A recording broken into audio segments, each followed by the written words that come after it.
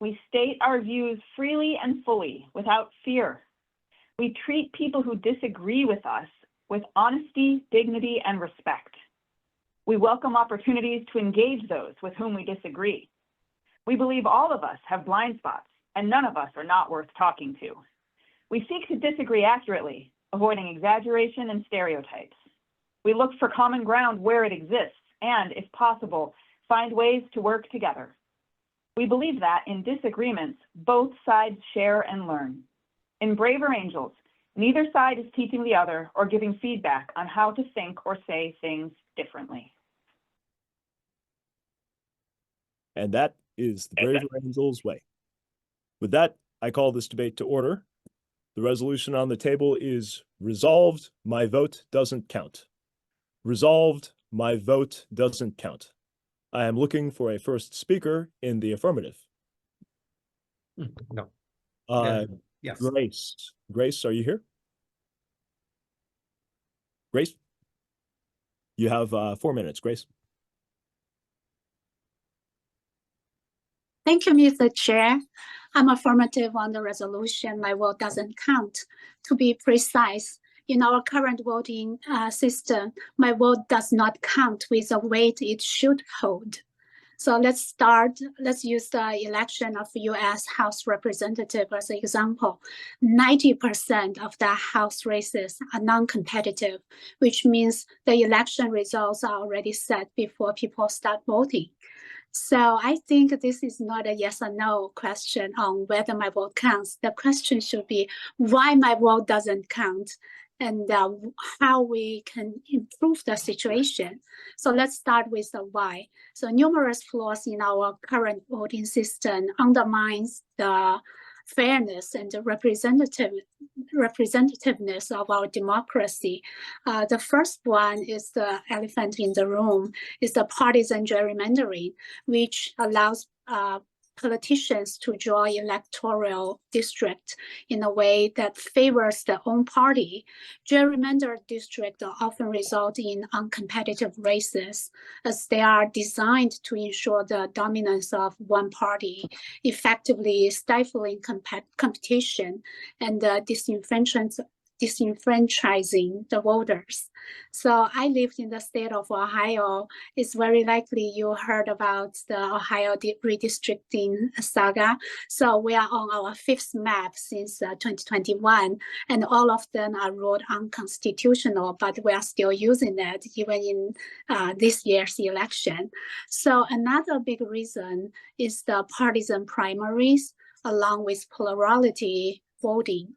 For example, close to 70% of Ohio voters are independent and do not participate in primaries. That means the participating 30% are divided into mainly 2 major parties, which means the candidates in primaries are competing for about only 15% of total votes. And that's why the candidates are often pushed into the extremes of their own parties rather than reaching out to a broader spectrum of supporters. Mm-hmm. In our current plurality voting system, the candidates with the most vote wins, regardless of whether they have a true majority. And this often leads to a scenario the candidate can win with far less than half of the votes, leaving many voters feeling unheard and unrepresented. So additionally, these partisan primaries and the plurality voting, they work hand in hand to fuel political polarization. That's why it also stifles the growth of third-party movement and disenfranchising the independents and basically further limiting voters' choices. So due to the time limit, I'm not going to get into the influence of money and the structural barrier, but I do want to end on a positive note. The reason we debate is not to for the bragging power to win the debate. I think even though the challenges are daunting, I remain hopeful because there are success stories of electoral reforms that promote fairness and transparency. For example, Ohio is circulating a petition to end partisan gerrymandering, and Alaska has already started using nonpartisan primaries to elect the top 4 to go to general, and using ranked choice voting to select the final winner. That's why I volunteer at the Ranked Vote Ohio to bring ranked choice voting to Ohio. So we know elections are all local. Let's all start from our home state and make change happen. Take 20 seconds. Thank you. I believe together we can build a more fair and representative democracy when every vote truly matters and every vote is heard. Thank you. And with that, the speaker is thanked. Thank you, Madam Speaker. Before I forget, I just realized I forgot to say our custom here.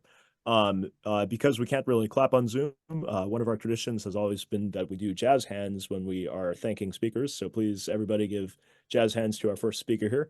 We now have time for questions for the speaker. I see a question from Mr. Cliff Hamill. Cliff, please unmute yourself and ask your question to me. Yes, Mr. Chair. I was wondering why is it just these two parties get to decide who we vote on in the general election? And a comment that the previous speaker made that resonated with me was that this high number of voting districts in the country are either red or blue. And that says to me that the people in those districts live under one party rule. That's all I have to say. Thank you. Thank you. Madam Speaker, you may respond to that however you like. Yes, because we do not have things like ranked choice voting. Right now, if you vote for a third party, basically you become a spoiler, and you either waste your vote or you become a spoiler. But either way, you will not get a chance to be picked. So that's why ranked choice voting is so important. If people has ranked choice voting, they can always pick the third party as the first choice and pick another major party they are more resonate with the second choice. So that's why ranked choice voting is so important to give all candidates a chance, give voter more choices. And with that, the speaker is thanked. Thank you very much, Madam Speaker. All right, that being a fine first speech in the affirmative, arguing for the ways that without significant reform, individuals' votes do not count, I am now looking for a first speech in the negative. Do we have a first speech in the negative? Miss Deborah Morrison. Deborah, you have 4 minutes. All right. Oh, let me lower my hand. Thank you, Mr. Chair, for the opportunity to speak in the negative on this resolution.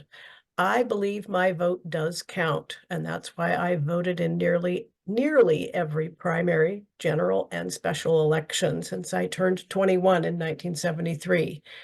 So even when I was living in the woods with no electricity or running water for 7 years, I still voted, because one of the best things about democracy is that I can participate in making important collective decisions that really affect my life. We have the opportunity in most years to elect representatives, executives, and judges to vote yay or nay on citizen and legislative initiatives and decide whether or not to tax ourselves for parks, schools, and fire districts. Along with political activism in all of its forms, including communicating with our representatives about legislative bills we want them to support or oppose, I think voting is one of the key ways we exercise our citizenship in this country. I might be biased in opposition or to speak negatively about this resolution because I've always lived in Washington State, where we have open primaries for everything except president. The top 2 vote getters always advance to the general regardless of their party affiliation.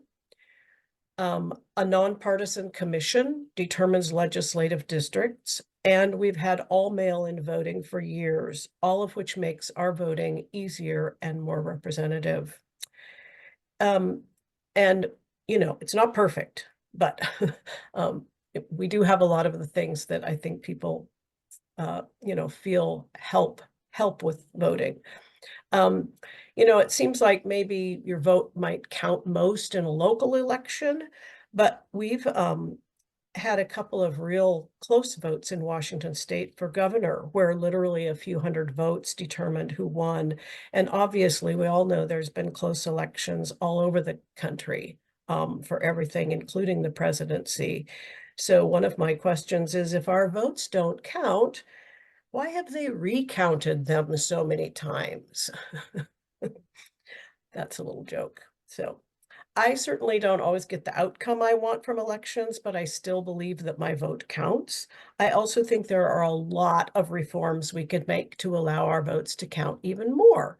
Things that are familiar, like ranked choice voting or approval voting, which is my personal favorite. Legislative bodies that would use proportional representation, mail-in voting, outlawing partisan gerrymandering, and reforming or eliminating undemocratic institutions like the Electoral College, and getting the obscenely large amounts of money out of politics at every level. All those things would contribute to making our voices heard more broadly and more clearly, and they would provide our public officials with a more nuanced and accurate picture of what and who people really want. These things would go a long ways, I think, towards reviving confidence for citizens who correctly recognize that we're often given too few real choices. Minority political voices have tremendous barriers to overcome to get their ideas in the political arena. And just a few counties in a handful of states seem to have all the power when it comes to electing our president. So I encourage everyone to get involved in making our democracy more representative, more transparent, and remember that all the reforms that we talk about tonight are things we can directly or indirectly accomplish through voting. It won't be quick or easy, but we'll get there sooner if we take advantage of our citizen privilege to help make democracy stronger by contributing our vision and our votes. Thank you. And with that, the speaker is thanked. Thank you very much for that excellent first negative speech, Madam Speaker. Let's go first to a question from Ms. Robin Lovequist. Robin, please unmute yourself. Thank you, Mr. Chair. I'd like to ask the speaker to explain a little bit about approval voting. She mentioned that and I wasn't familiar with it. Sure, I'd be happy to. You can read more about approval voting at the Center for Election Science, or you can just Google approval voting. It's very much like ranked choice voting, except that rather than where you're able to vote for more than one candidate, but rather than having to rank your choices, you simply say, you know, out of all these candidates, I like these 3 candidates. I approve of them. I would be happy or fine to have them be my representative. And so it's a little bit, potentially it's easier for election officials to implement it because it just literally, you count the votes and whoever gets the most votes wins. There's no sort of complicated, you know, mathematics that goes into it, like ranked choice voting. It's also, I think, a little bit more transparent or simple for people to understand, because you can just see, okay, how many votes did each of these people get? And it's very straightforward in that way. But I'll stop proselytizing. No, this is good hopefully proselytizing. that was helpful. I will only note that the speaker used the second person pronoun you a lot, and I assumed he was telling me that I should be the one doing this research. I'm very happy to do that, but I appreciate her advice there. Let's go to a second question from Pat Hickey. Pat? Thank you, Mr. Chair. the speaker raised the question of about the Electoral College and specifically referenced that in a state, certain counties could have an extended or over amount of influence over the outcome. Wouldn't that same argument be made for states with larger populations? And isn't that one of the reasons why the Electoral College or the elimination of the Electoral College may be problematic? I'll listen to hear from the speaker on that. Thank you, sir. Madam Speaker. Mr. Chair, you know, that's a great question, and I don't have a really great answer for it. I think that when I think of that, it's just that we hear so much in the news about how, you know, all the efforts by the presidential candidates are focused in certain states and are focused in even certain areas of certain states that are the sort of pivotal, they talk about it as pivotal swing states. And so I think that has left me with the impression, I mean, obviously everybody's vote counts in some way. And some of those areas are just particularly influential because we can't predict as easily where they're going to go, I guess. But so I would give that statement that I made a big grain of salt. Let's go to one quick final question from Cliff Hamill.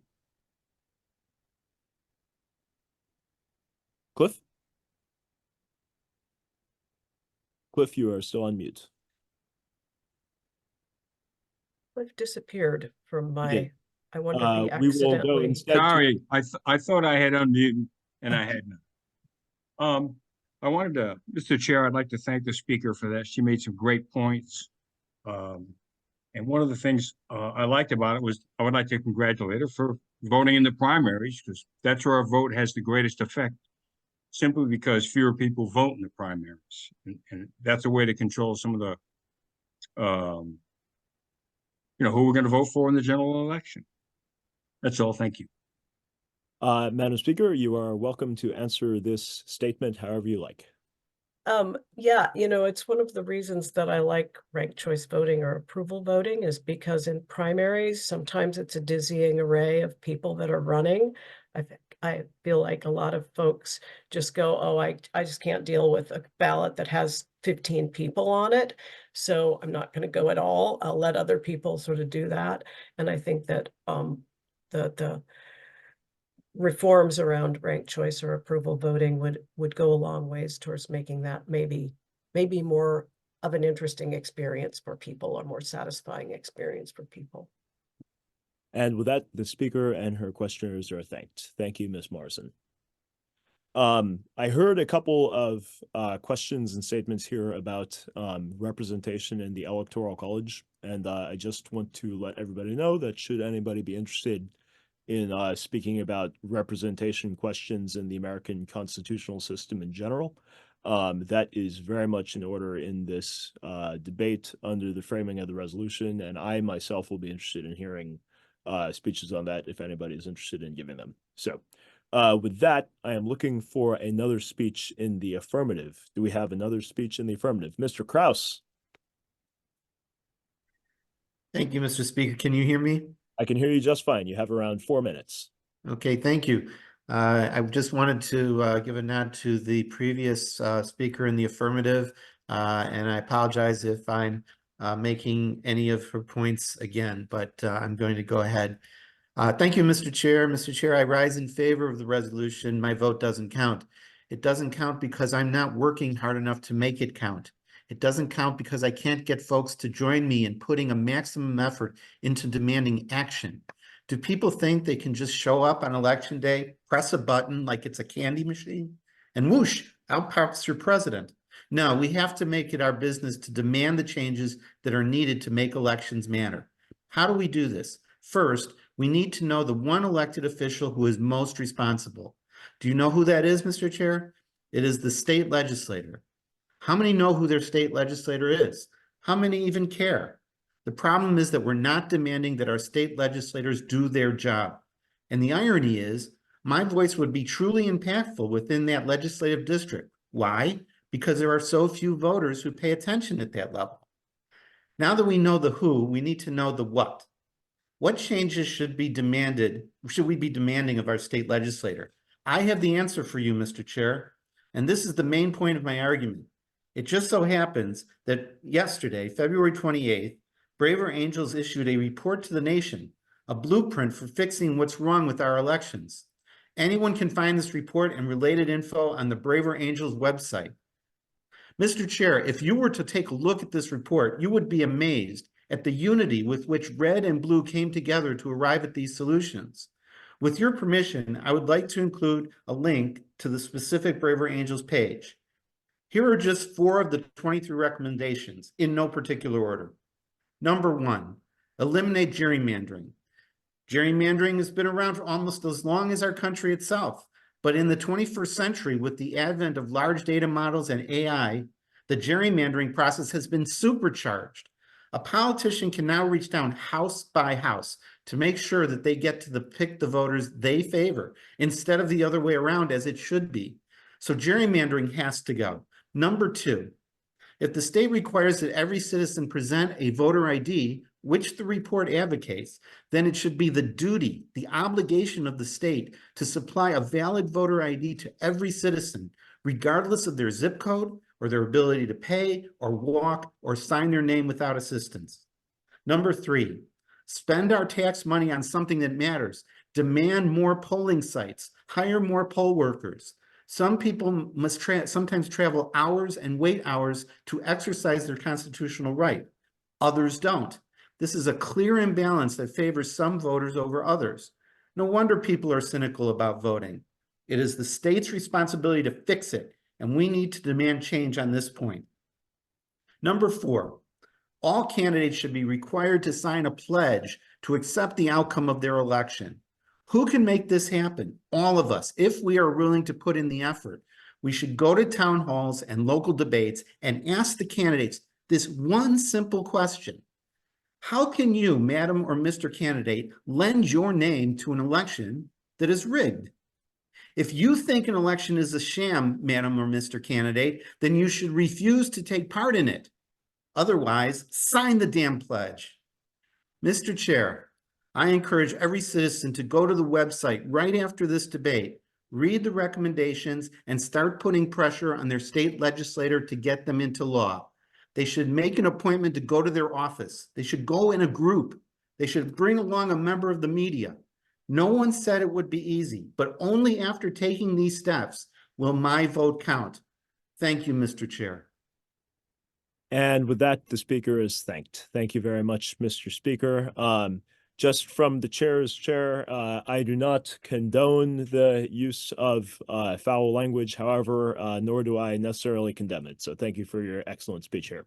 And you please do send us the link to that. We will share it with all participants here at the very end of this debate.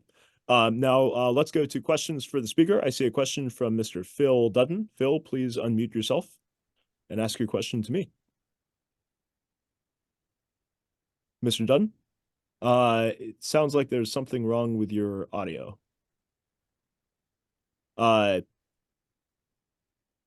We will come back to you, Phil. See if you can make that work. Let's go to a question from Grace J. Grace. Mr. Krause, that was an excellent speech. I'm wondering. Please address me, not Mr. Krause. Oh, sorry. Mr. Chair, the speech was excellent. Thank you. I'm wondering if the speaker has any recommendations for people who, like many Americans, are very busy and don't necessarily have time to be making meetings or going to things during the week with their representatives. Excellent and very important question, Mr. Speaker. Yes, thank you for that question, and thank you, Mr. Chair. Mr. Chair, the answer to that question is that there are a number of things that people who are, have busy lives, as we all do, can do in terms of writing op-eds to their local newspaper, but posting, and also just connecting with other people and spreading the word. And there are a number of these ideas on the website at the web page. I'm going to post it so that you can go and see what the number one, more information about the 4 solutions that I mentioned, and then of course the other 19 solutions that we came up with. But there's so much that can be done remotely, through letters, and just through connections with individuals. That can make so much of a difference, especially when you're talking about how important the state legislators are to this process. At that level, there are very few people that focus on it. So you can make a big difference in that area. So I hope that answers the question. I return it back to you, Mr. Speaker. Thank you, Mr. Speaker. Let's go to Phil. Chair. Has your audio started to work? How about try that? Does that work? We can hear Yeah, you very loud and good. clear. Thank you, Mr. Chair. And thank you. I appreciated the speaker's presentation.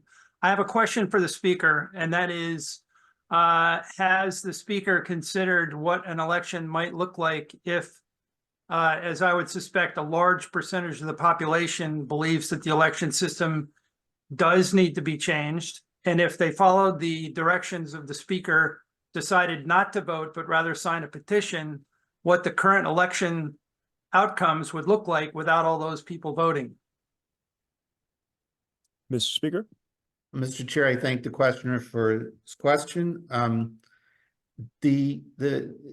As you would find in the report, there's input from almost 200 ordinary Americans, and what they found out was that people have been dissatisfied with the elections from time immemorial, either thinking that there's vote fraud going on or voter suppression going on.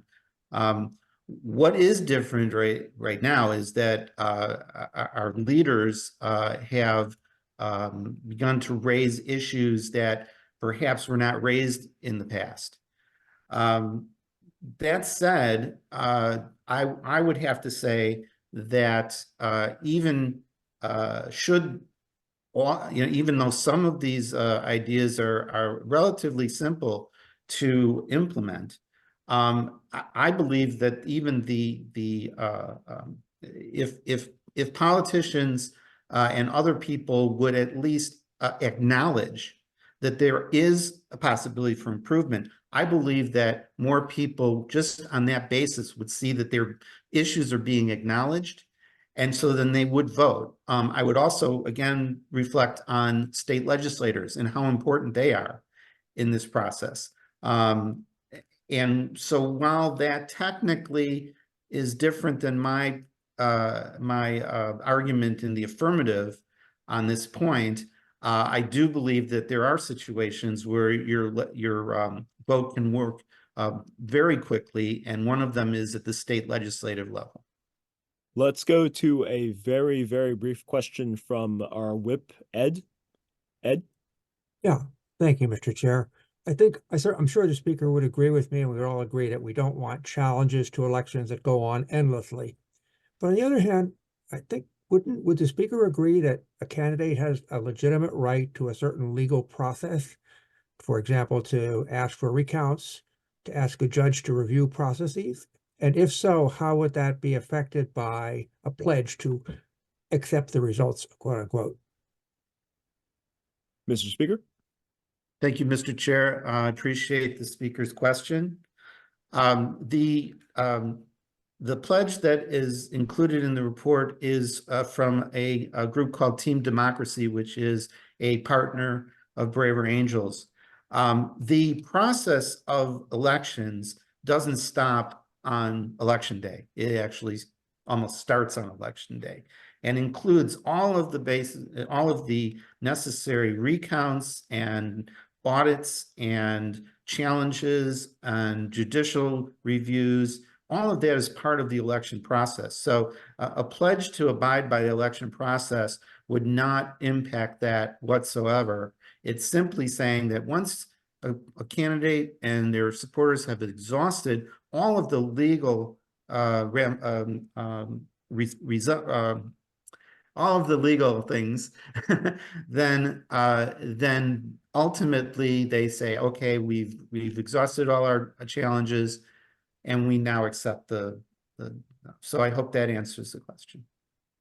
And with that, the speaker and his questioners are thanked. Thank you very much, Mr. Speaker. Let's go to another speech in the negative. I am looking for a second speech in the negative. Is Kevin here? Kevin Maurer from the Solidarity Party? Yes, Mr. Chair, I'm here. Let us hear a Christian Democratic speech in the negative. You have up to 4 minutes, sir. Well, I ought to clarify, these are my own opinions. I'm not necessarily reflecting the official platform of the American Solidarity Party, which you can. That is the Braver Angels way. Excellent. So yes, I find myself agreeing quite a bit with many of the points made on both sides tonight, especially a lot of the reforms that have been proposed, and most particularly, I am in favor of ranked choice voting. The reason why I decided to take the negative on this question, or rather the double negative, and say that, in fact, our votes do count, is because I wanted to frame it in my mind in terms of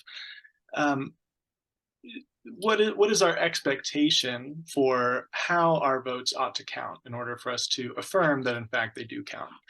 And I thought of the constitutional framework. How is our system actually set up?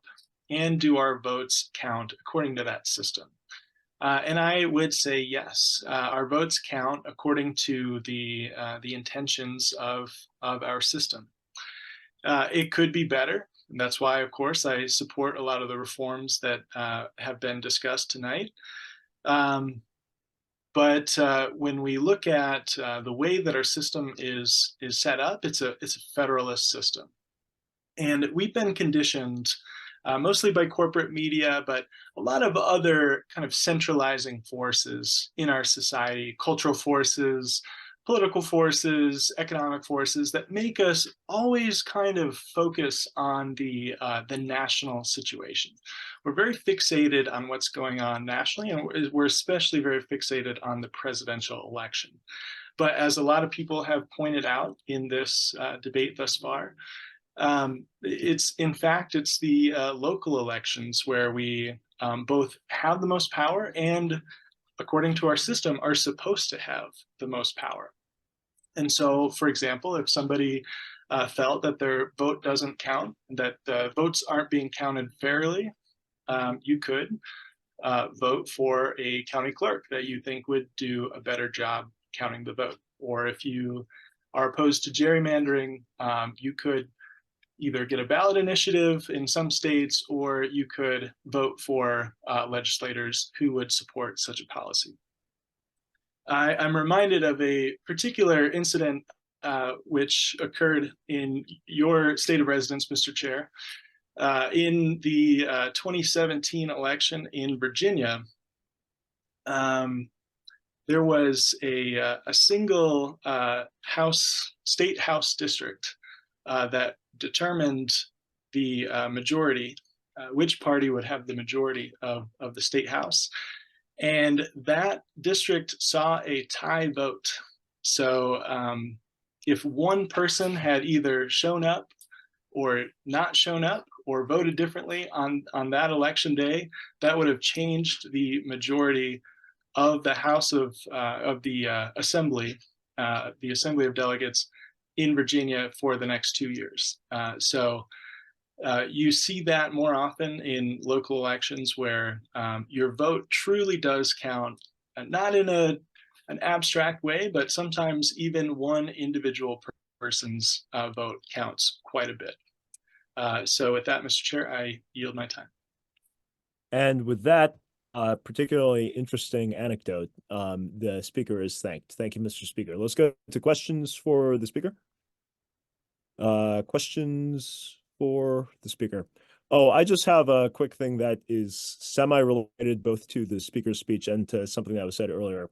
There are some states, and Virginia is not like this now, but I believe Washington is like this now, and I believe New Hampshire is like this now, where voters can vote in the primaries of a party that they are not registered in. I'm wondering what the speaker thinks about whether that makes votes count more, or if that does things that actually makes those votes count less because it disempowers the parties. I'm wondering what the speaker thinks about that kind of nonpartisan, or everybody can vote in party primaries. That's a very excellent question, Mr. Chair. I would say this, and again, this is my personal opinion, but I am in favor of political parties being seen as independent, voluntary organizations that ought to be empowered to govern themselves however they see fit. That being said, I think the political parties should have less power overall. I think I'm very much in favor of the jungle primary system that you see in places like Alaska and California. I'm very in favor of ranked choice voting in general, which could introduce more smaller parties to have a shot at winning some elections. And so, yeah, in general, I would answer the question in those two ways. That one, an individual party should be able to govern itself how it sees fit.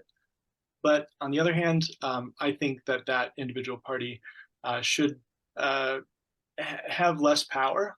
And if they want to kind of run themselves into the ground in the way that they govern themselves, maybe that would be a good thing, and other parties could rise up instead. Let's go to another question from the other Luke, Luke Grossmiller. Thank you, Mr. Chair.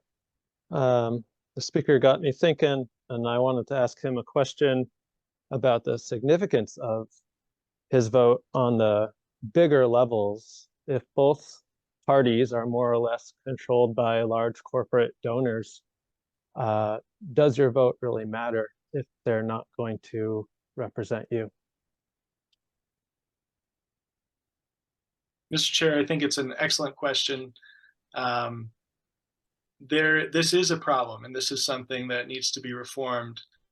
I believe it can be reformed very well from the grassroots, by organizing at the grassroots, and by this national digital organizing like Braver Angels does. I think that a lot of power can be given back to the people. I think the internet actually provides a unique opportunity for people to organize across distance and pursue common aims together.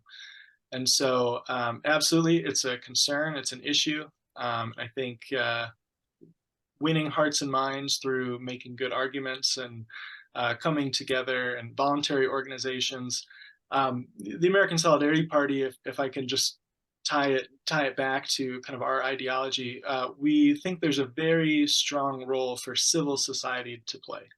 Civil society is non-government, non-corporate, just nonprofits. It's people coming together for a common mission. These mediating institutions in our society, which help us to organize and move the ball forward in ways that would be good for our society. And it goes back, I think, also to Alexis de Tocqueville and his seminal work, Democracy in America, where he, having traveled around America and seen what is unique about this place, he noticed that we have these strong mediating institutions. We have these strong communities that people voluntarily become a part of, which helps us to govern ourselves in a way that maybe corporate interests or large-scale partisan interests and media interests, those interests, I think, take that away from us a bit. But the importance of communities of belonging communities of purpose that we can be a part of to pursue a common aim is very powerful. Someday we will go to a debate as to whether or not the parties as constituted now count as civil society organizations in the Tocquevillian sense, but that is a question for another day. For now, let's go to a very brief question from Elizabeth Christensen and a brief answer from Kevin. Elizabeth, please unmute yourself. Thank you, Mr. Chair. I would like to ask the speaker if the recommendation is to vote out the people that we don't like. How do you do that, if, particularly in light of gerrymandering, when your vote doesn't count? Thank you. Mr. Speaker, if you can keep this brief. Yes, thank you for that question, Mr. Chair. And yeah, you know, it's an excellent question. What do you do with incumbents? Incumbents are very strong, and it can be difficult to overcome that incumbency advantage. And sometimes it takes a lot of organizing, and it takes a while. But in general, I think a lot of the reforms that we're discussing would help in that regard.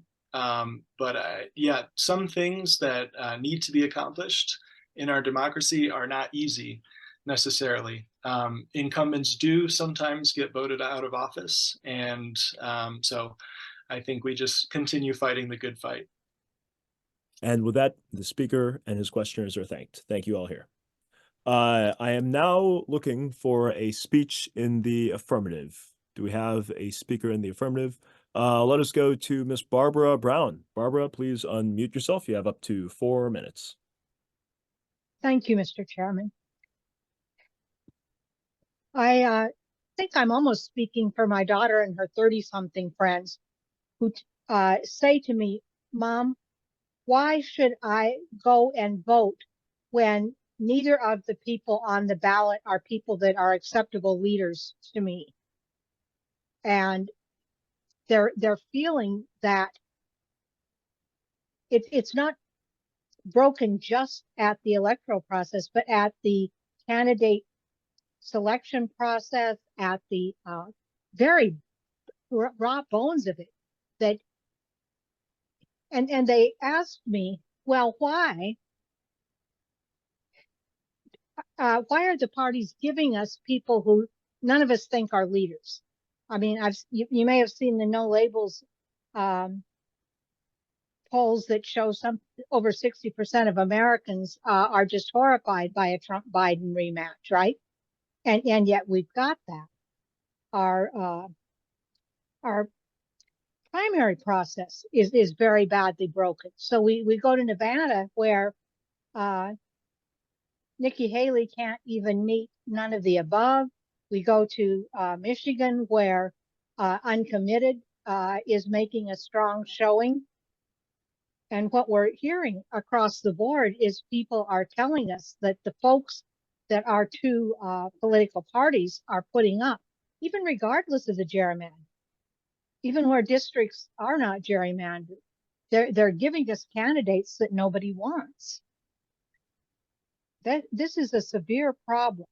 And I think we need to look at, certainly somebody has mentioned open primaries. I think that does help, but it helps with the gerrymandering, it helps less, right?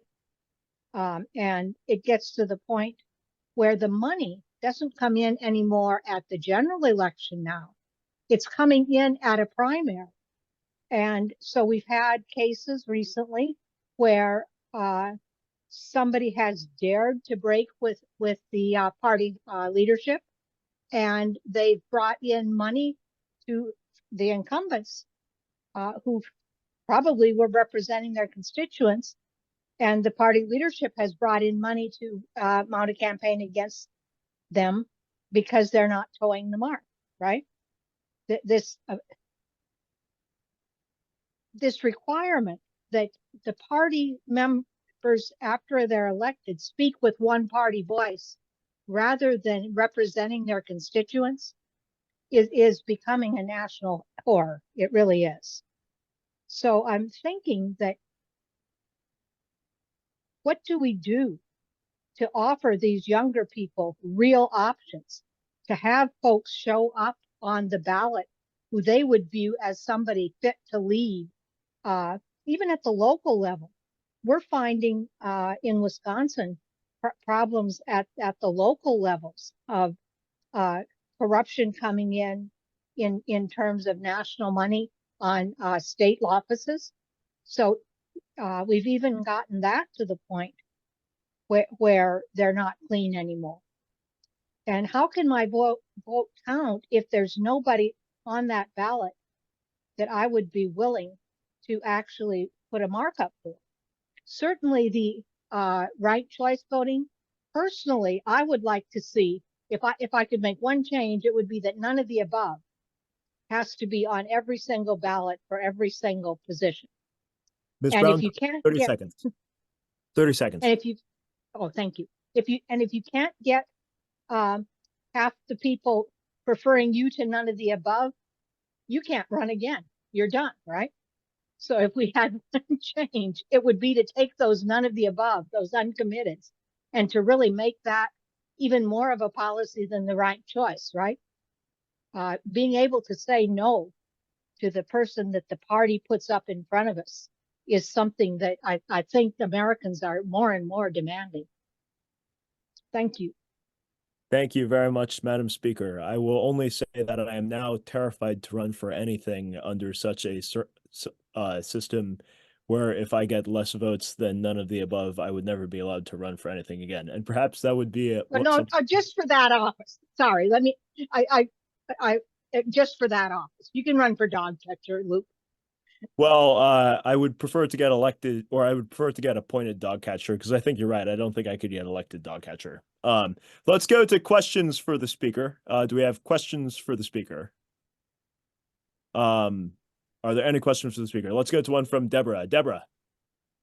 I would ask the question to the previous speaker about how much she has spoken to her kids and their friends about maybe finding somebody they like to run for something. When I was her age, Mr. Chairman, we did that. We did that, and we were sometimes successful, sometimes not. But they look at the money that is brought out against folks that are looking for reform, yeah, at the national level, right? When we've had cases where young people have tried to do that, the amount of money that goes into a campaign against their reformer is just overwhelming in a lot of cases. And so it's a great idea whose time has gone away from our time, Debbie. Sorry.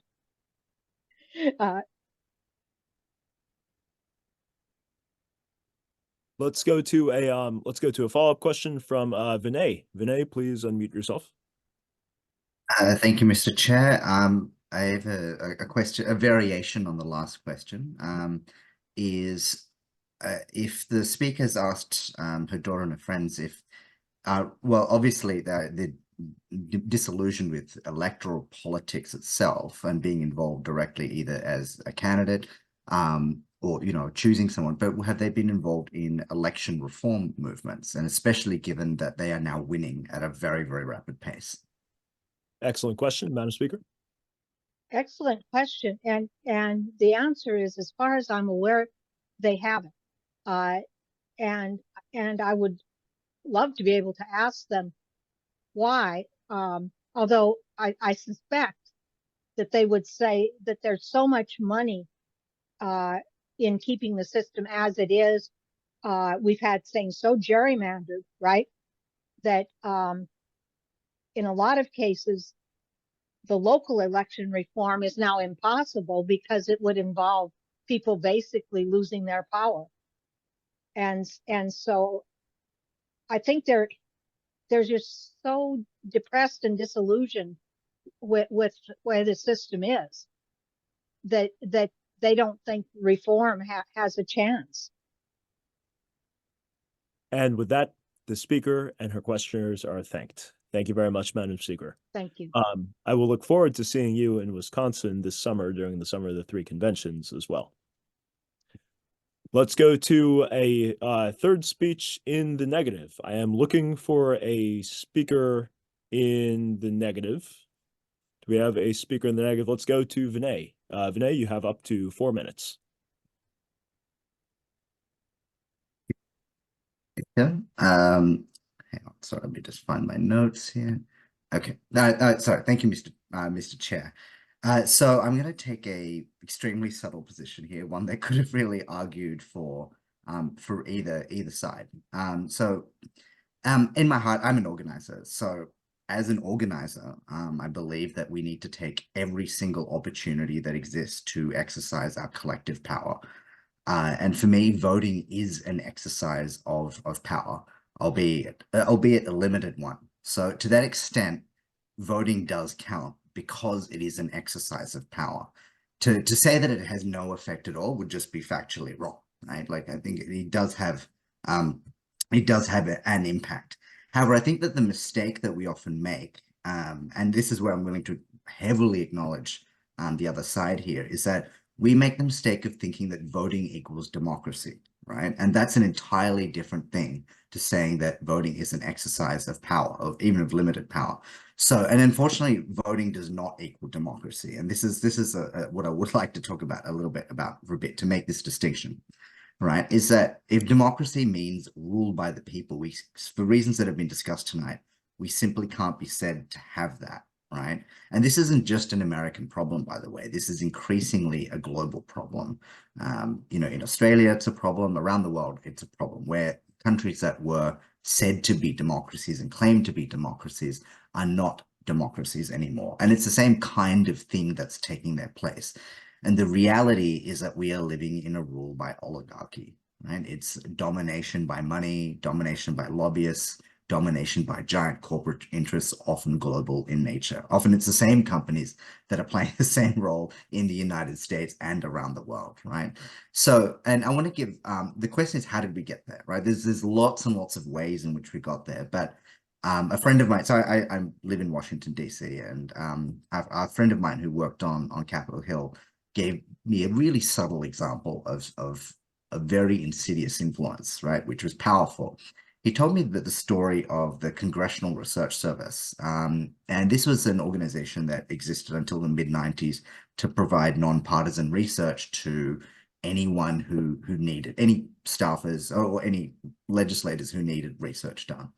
And then it got removed in the mid-90s. And what's happened since then is that now staffers are badly underpaid, badly underworked, and need help in order to do their job, right? And where do they turn?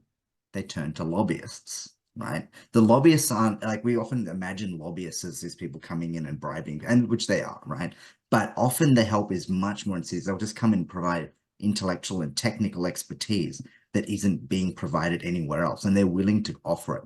And then when they have their ear, they'll just put a nice word here and there, and they'll just build that relationship over time, right? So it's subtle things like this, right? That this city that I'm in is completely dominated by corporate and lobbyist interest, and we are no longer, if indeed we ever were, a democracy. And we can see that in the fact of that policies that are consistently supported by the public are not adopted, right? Again and again and again, you see this, and it's very clearly represented in the research. So how did this happen from our end, from the public standpoint? The truth is that the vast majority of the public, you have 1 minute.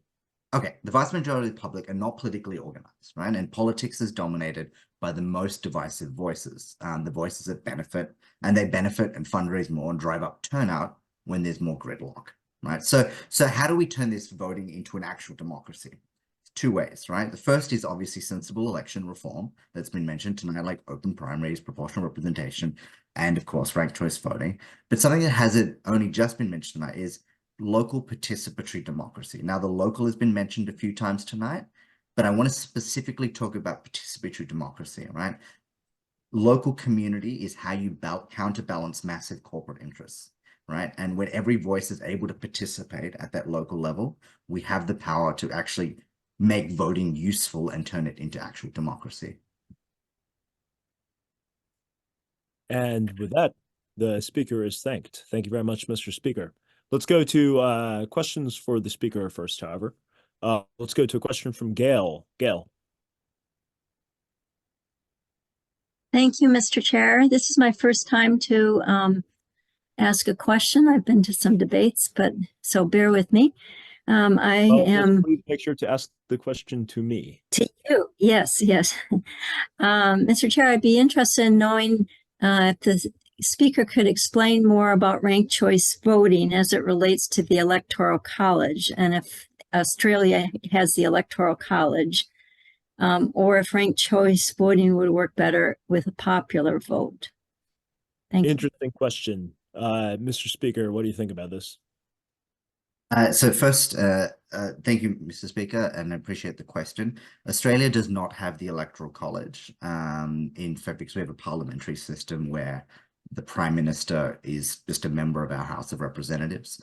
And so how it would impact the Electoral College. So Maine actually already has ranked choice voting for everything, including the presidential general election.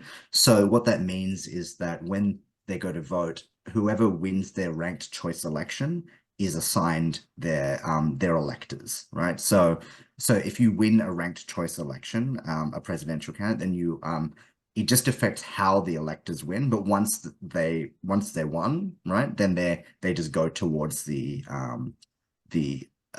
normal count of the Electoral College. There is some very technical and complex theory around the relationship between national popular vote and ranked choice voting, which I won't get into, but just personally speaking, I support national popular vote. I guess if you did that under a ranked choice system, it would just be at large. Everyone would together be voting, and whoever won a ranked choice election for everyone voting in one single election would win the race. Let's go to talk about that offline. Yeah.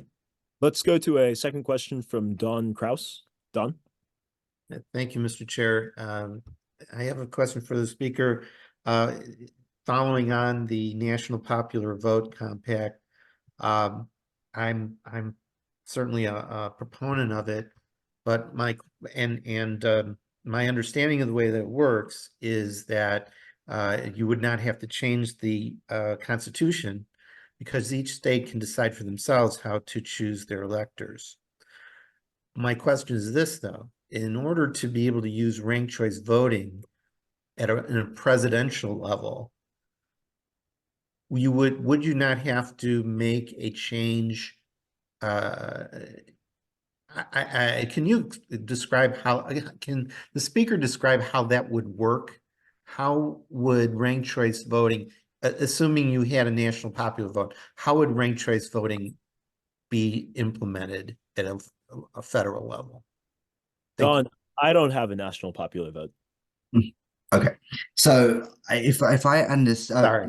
Thanks for the question, Mr. Speaker. My understanding of the question is that if we had a national popular vote all around, like how a presidential election, for example, or other federal elections would be decided. So let's go. Well, it would be a presidential election because that's where the national popular vote would apply, right?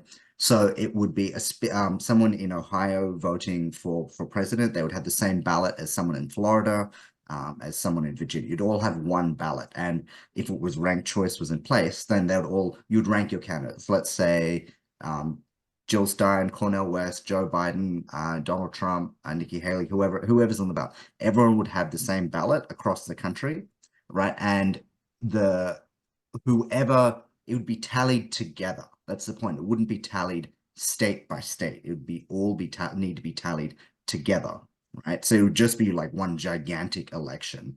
And so to that extent, it would actually simplify counting, right?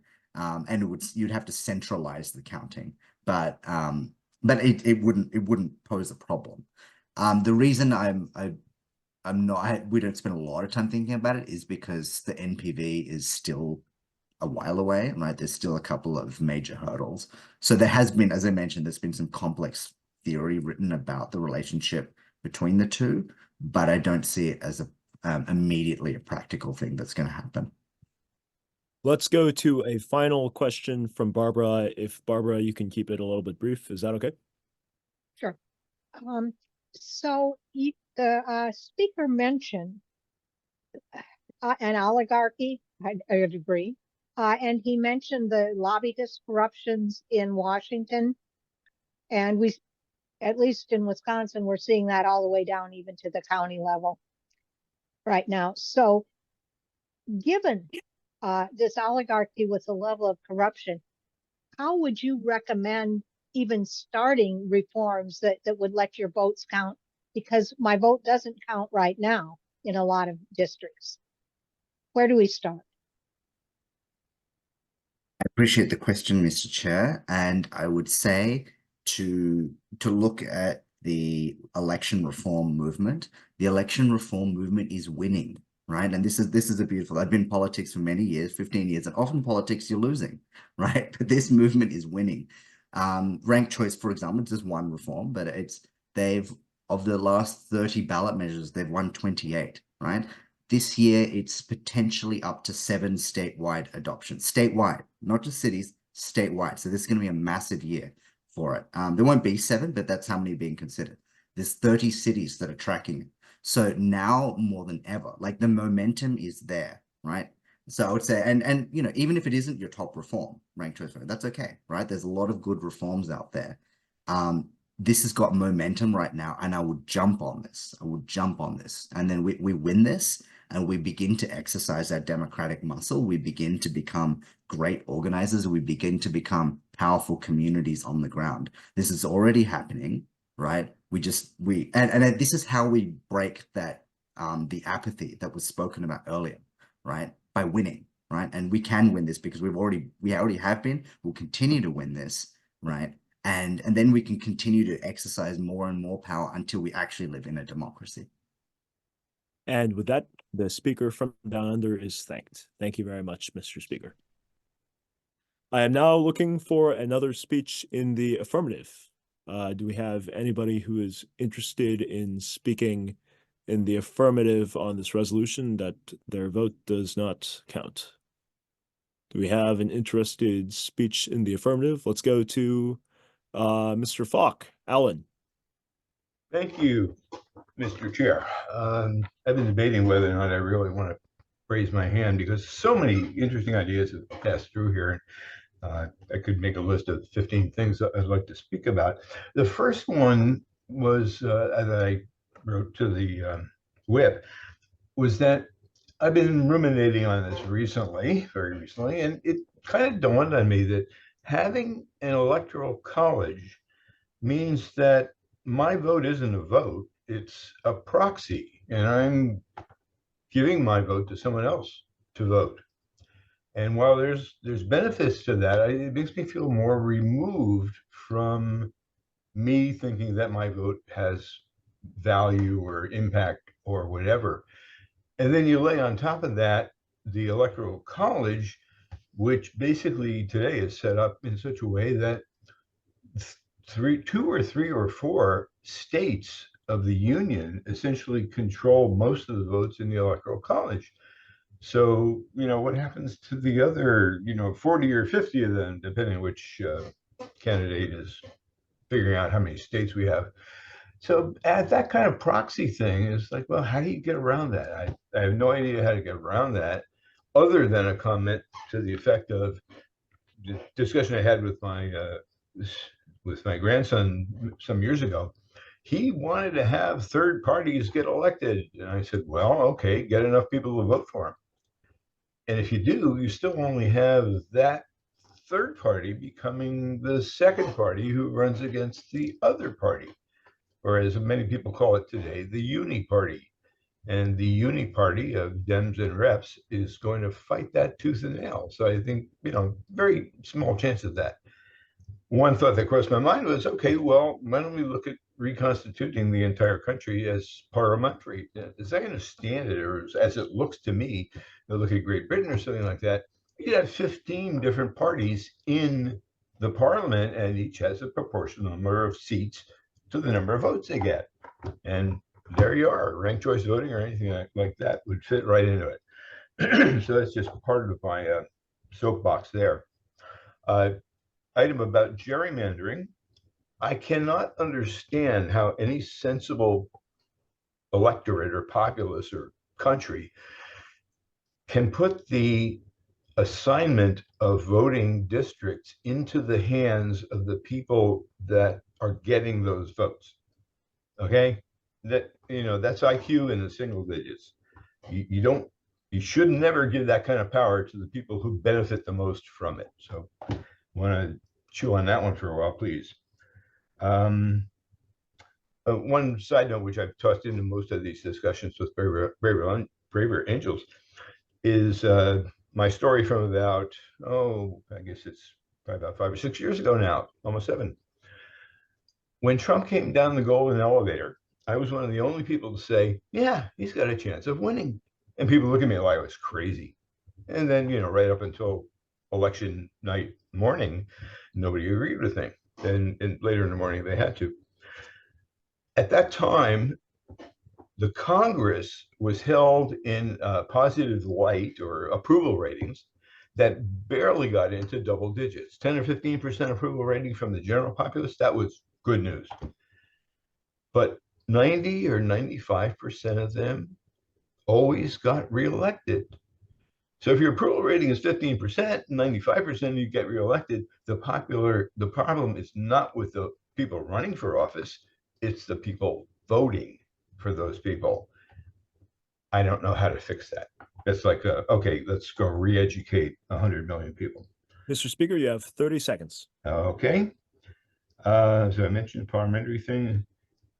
And to the other speakers or questioners who mentioned things like money being the problem. In the last, I don't know, 10 or 15 years, maybe 20 years, money has been equivocated, what's a good word for that, made equivalent to free speech. So to limit the amount of dollars anyone, corporate or individual, can contribute, limits their free speech. So if you want to fix that one, I think you got an uphill battle. Those are the points I wanted to make. And like I said, I'm kind of almost reluctant to open this can of worms because somebody's going to ask me questions and I'm going to squirm. Thank you very much. Well, with that, the speaker is thanked for his excellent little can of worms. Thank you, Mr. Speaker. And let us go dig a little bit into that. Cliff, you have a question? Always bring some with me. Mr. Hamel. Mr. Chair, I wanted to ask the speaker if he had a thought about or was aware of proportional voting. And I haven't heard that mentioned here this evening. I think that's it for now. I had another question, but it's long gone. Let's go with that, Mr. Speaker. Okay, thank you, Mr. Chair. And I had not heard of proportional voting. I actually have a tag in my web search to learn about that. I've looked a little askance at the ranked choice because in looking at how it was implemented, it struck me that you still end up with a two-party thing, and it might work. I think it worked really well for a parliamentary system, but I'm not sure it would really change many things for the uniparty or two-party system that we have today. So I will look into that, but I can't make a comment about that now. Thank you. Let's take one last question from David Lindenfield, and then we'll go on to another. David? Thank you. Yes, thank you, Mr. Chair. This is a question about gerrymandering.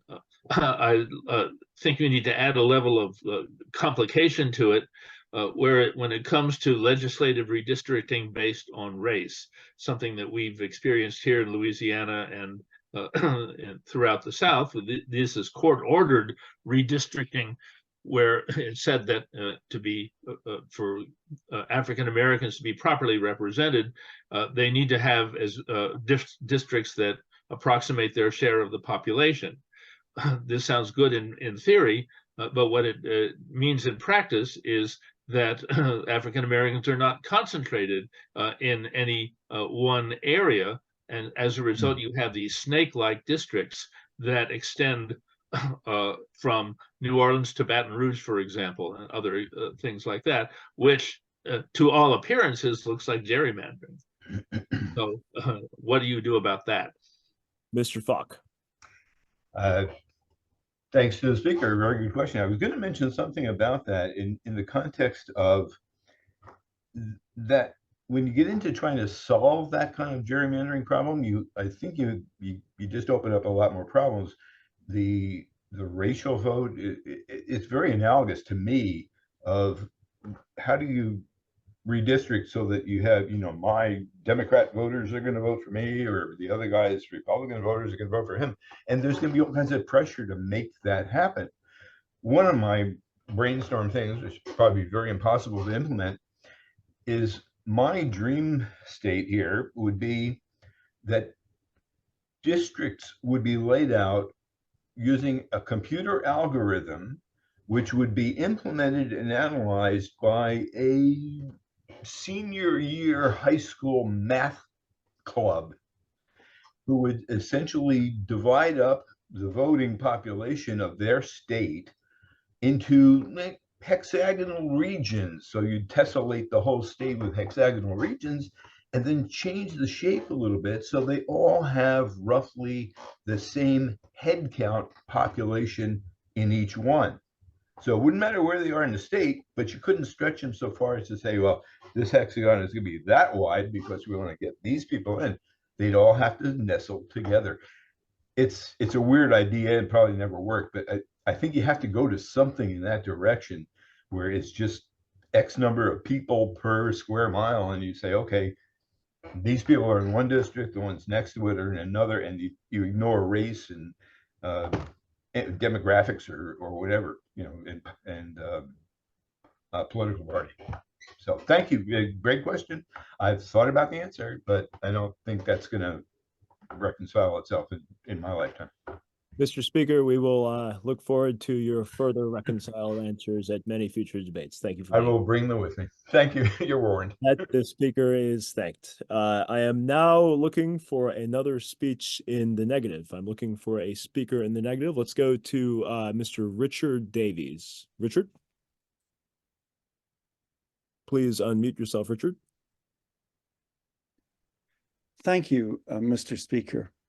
And I rise in support of the remarks of speakers on both sides of this debate, from Vinay, Dan, Barbara, Kevin, Grace, and others who made really strong points. But I object to the wording of the measure of the motion, which is my vote doesn't count.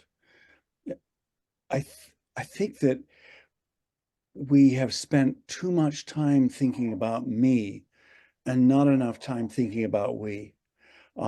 Our votes do count, and they could count for more, a lot more than they do now, if we had the kind of reforms that speakers from both sides have mentioned. Independent redistricting commissions, ranked choice voting, open primaries would all hugely improve the electoral system and make our votes count for more. But we are not just talking here about federal votes, about the Electoral College. We're also talking about local votes. And in many cases, our vote really does count. I'm kind of reminded of Winston Churchill's famous quote that democracy is the worst form of government except for all the others. The idea that our vote doesn't count at all, I strongly object to. And I just want to share one personal story. And that is, there was a caucus meeting for the Independent Party of Connecticut a couple of years ago.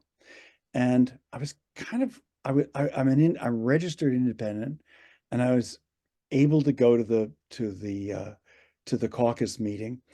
And essentially, without boring you with the details, there was an attempt by the Republican candidate for governor to take over the Independent Party of Connecticut and use it for his campaign and to get its approval. And he bussed in a number of his supporters, and the vote at the end of the night ended up being 75 votes in favor of keeping the independent party as an independent movement and 74 in favor of it really folding into the Republican campaign. If I hadn't been there, the outcome might have been different. It was one vote that decided that. An earlier speaker talked about a vote in Virginia that was decided by one vote. But I think that this idea that our vote or my vote doesn't count is dangerous. Dangerous because it encourages us to be pessimistic, nihilistic, to give up and go home. And I think we should always be in favor of the principle that our vote does count, even if it doesn't count for as much as it should. And with that, the speaker is thanked. And thank you for sharing your personal experience on that too, sir. Let's go to a couple of questions. Let's go to one first from Don Kraus. Don? Thank you, Mr. Chair. I appreciate the words of the speaker. The question that I have is, one of the things that seems to be woefully missing is civics education, and that's something that's addressed in the River Angels report. I'm wondering what the speaker thinks about the history of dictatorships that have stemmed from cynicism among the electorate about their ability to affect change, and instead throwing their lot in with a strongman. I wonder if the speaker would address that. Thank you, Mr. Speaker, for allowing that question. It's an interesting comment, and it goes to the heart of why we should object to this motion, which is that it encourages us to be cynical about our democracy, as flawed as it is. It encourages us to throw our hands up in the air and accept that our vote doesn't count. And it plays into those who believe that everything is hopelessly broken and that only they, or in the case of one person, I, can fix it. So I think that we have to acknowledge that our system, as flawed as it is infinitely preferable to the alternative, which I don't know how to refer to the previous speaker, but as the previous speaker, Don, suggested, that the alternative is really a strongman, and or someone who comes and says, I can fix it, leave it all up to me. And that really is an affirmation that your vote doesn't count. So we have to, I think, continue to believe that our vote does count and campaign and try and push for our votes counting for more than they do now under our flawed system. And with that, the speaker is thanked. Thank you very much, Mr. Davies. Do we have anybody who is interested in giving a subsequent speech in the affirmative? Do we have a speech in the affirmative? All right, seeing none, I'm going to move that we will do something that we call speeches on the topic. Speeches on the topic is a little trick of parliamentary procedure here, whereby we shift from going from a strictly affirmative negative split to doing whichever speeches we have remaining in the list. And I believe there are at least two individuals I would like to hear from here. One of them is Mr. Luke Grossmiller. Luke, would you like to give us a speech? Yes, please. Thank you, Mr. Chair. So I was listening to a podcast by Richard Wolff. He's an economics professor, and he taught me a couple things. I assume they're true, that are interesting about the undemocratic nature of the business world, which starts with the stockholders. I don't personally own stock. If I did, it probably wouldn't be very many stocks. Most of the stocks are owned by very few people in this country. And those people, I understand, are the people who get to choose board members of large corporations. And boards, I believe, get to choose things like the CEO, get to choose what the corporations focus on. So it seems like our entire economic system is built in an undemocratic way.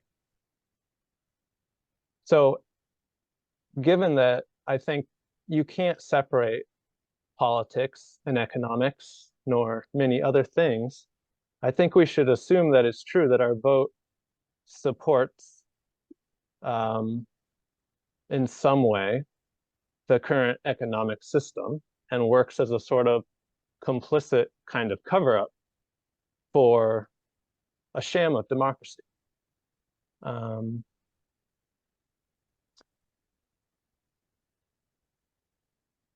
I'd like to say that that's a very negative perspective, that our vote is kind of like a cover-up for oligarchy or some kind of like kingdom of, you know, the rich and powerful. But on some level, I think that's true. What also, though, I think would be even worse is I think what the previous speaker, Mr. Davies, was saying, that if we don't vote at all, that is a despair. That is even less powerful. So I think we should continue the great tradition of this country of extending to more and more individuals the vote. We started with white rich men. We extended it to women, to Blacks, to more people, but we've never quite gotten past the economic block. It's still a vote that basically supports the most wealthy people. And you can see that if you look at COVID, who profited during COVID? If you look at the weapons industry right now, who's profiting? You know, are people in general, is the welfare of the average citizen, of the public good, are we focused on that? Or are we lining the pocketbooks of the very wealthy? We see this happening over and over in our country. So I don't know what to tell you. It seems like our vote functions to support the rich people, but I wouldn't say we shouldn't vote. Thank you. And with that, the speaker is thanked. Let's go to one brief question from Barbara Brown. Barbara? You know, I've said, Mr. Speaker, I've heard the saying that you can always vote with your pocketbook. And if your thesis that a lot of this is about corporate economic control, maybe would you think we should be less worried about the ballot boxes and more worried about things like boycotts of the most egregious? Would that be a direction to take our power? Mr. Speaker?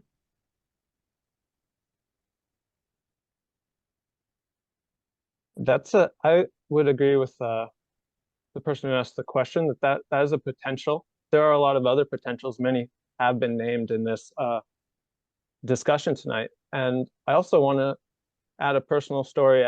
Growing up, I didn't really feel like my choices mattered in my household growing up, nor in my education system. So I think encouraging democracy in our own families, in our own communities, and also how to resolve differences when we have them, how to work together to find mutual goals will set a template deep down in our psyches that we can carry forward into our government. Thank you. And with that happy note, the speaker and his questioners are thanked. Thank you very much, Mr. Speaker. I believe we have a brief speech from Vinay on a particular sort of voting method. Is that right? That's correct, Mr. Chair. I just wanted to answer a question from earlier. Can you keep it under 90 seconds by chance? Yes. So there was a question earlier on proportional voting. The full term of that is proportional representation, and what the other way to think of that is multi-member districts. So what you do is get rid of, like right now everyone has a congressional district.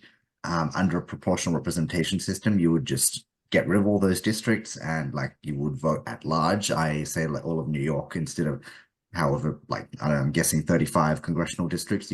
Everyone would vote for a list of candidates of all 35. at once, right? And it's an excellent system. The Australian Senate has combined that with ranked choice voting, and Fair Vote, who are the main think tank in ranked choice the ranked choice voting space, said that that is the best system to combine proportional representation, that multi-member districts with ranked choice voting. It's two very big changes, so that's why the ranked choice movement is just going for single member right now, but ultimately that's what we want to go for as well. And with that helpful bit of detail, the speaker is thanked. Thank you very much, Mr. Speaker.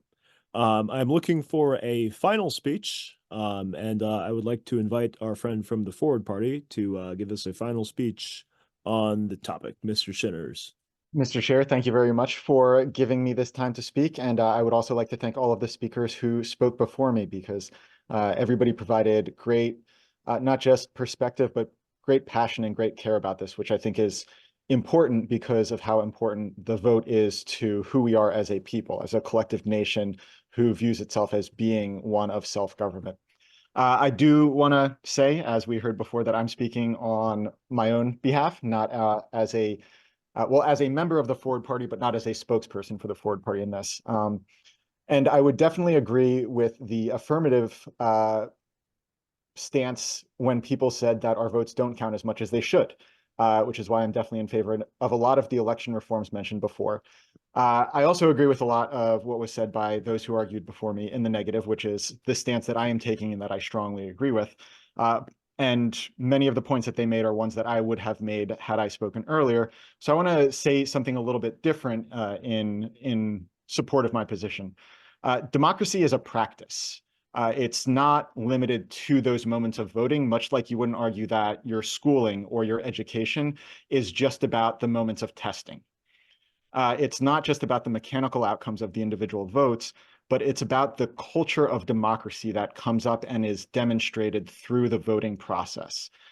That's not to say that, you know, I believe our vote doesn't mechanically count. We've heard examples tonight of plenty of times where a single vote did make a difference, or people coming together did make a difference in an election because of that.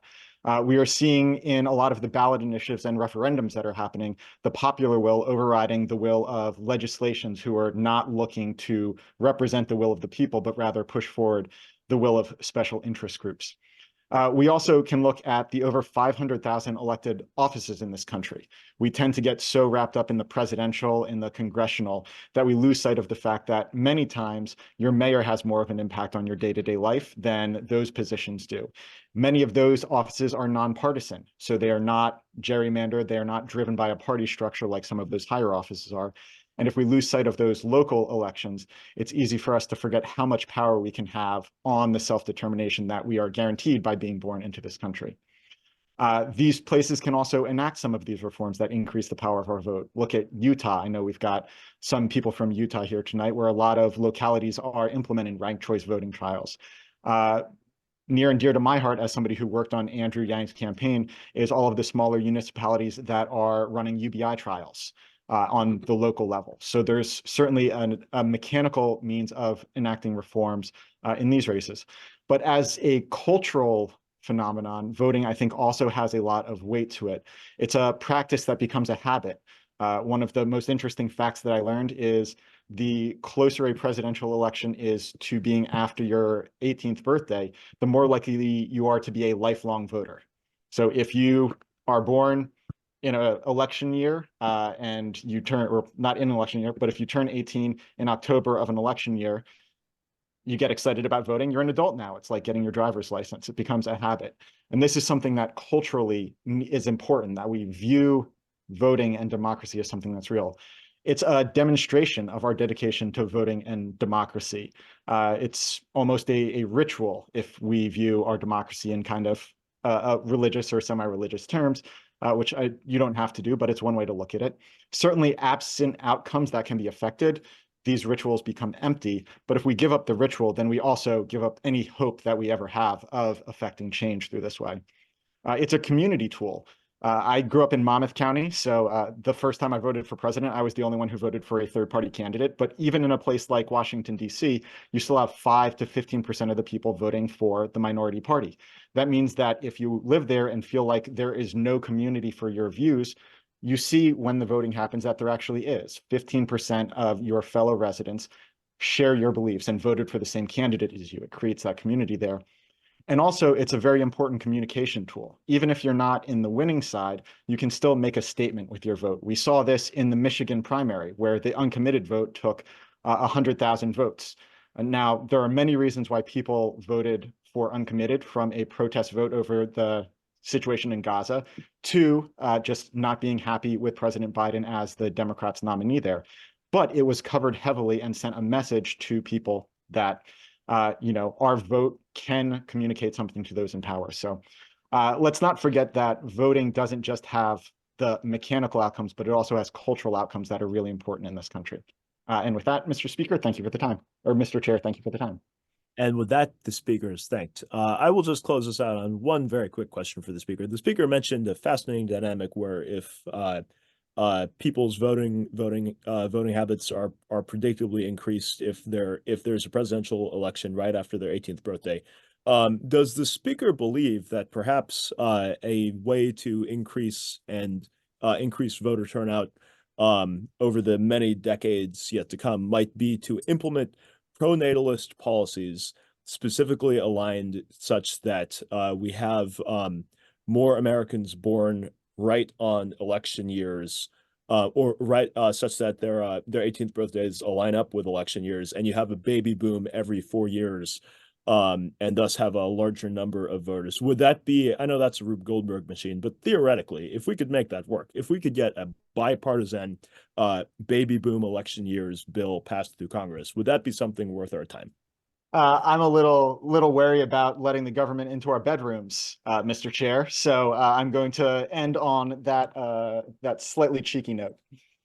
Thank you very much, Mr. Speaker, and thank you for joining us tonight.